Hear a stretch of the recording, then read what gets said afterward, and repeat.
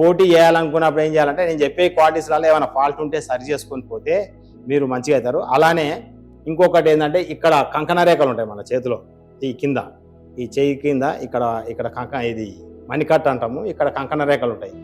కనీసం ఇక్కడ రెండు కంకణ రేఖలు ఉంటేనేమో వార్డు మెంబర్ అవుతాడు, 3 కంకణ రేఖలు ఉంటే సర్పంచ్ అవుతాడు, కౌన్సిలర్ అవుతాడు, మున్సిపల్ చైర్మన్ అవుతాడు.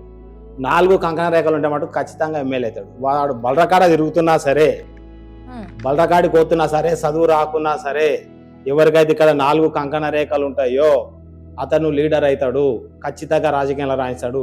అంటే ఏదో రోజు ఒక పార్టీ అతన్ని పిలిచి రాజకీయంలో నిలబెట్టుకొని ఎమ్మెల్యే గెలిపించుకుంటుంది అంటే అవకాశం ఉంది. ఇప్పటికీ మస్తు మంది మీరు కూడా చూసి ఉంటారు సమాజంలో, ఏదో ఉద్యమం వచ్చి ఏదో సమాజంలో వాళ్ళు ఇంకా తిరిగిన వాళ్ళను ఎవరినో ఒక నిలబెట్టి ఎమ్మెల్యేలు మస్తు మంది అయ్యారు. వాళ్ళకి చదువు కూడా రాదు, వాళ్ళకి అసలు రాజకీయం గురించి కూడా ఏం తెలియదు.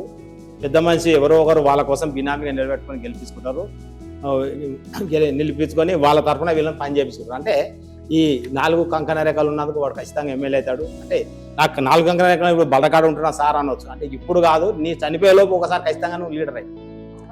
అంటే మీ ఈ కులం సంఘానికన్నా పెద్ద లీడర్ అవుతావు, చదివి ఉండి ఖచ్చితంగా మాట హై లెవెల్ స్థాయికి అవుతాడు. ఇక్కడ 4 కంకణ రేఖలు ఉంటాయి, 3 ఉన్నా 4 ఉన్నా ఎవరైనా సరే. అమ్మాయిలంటే అబ్బాయికి అవకాశం వస్తుంది, ఆడ ఏమవుతుంది రిజర్వేషన్ అమ్మాయికి వస్తుంది, భర్త పక్కకు ఉండాలి, భార్యను ఆడితే గెలిచిపోతుంది.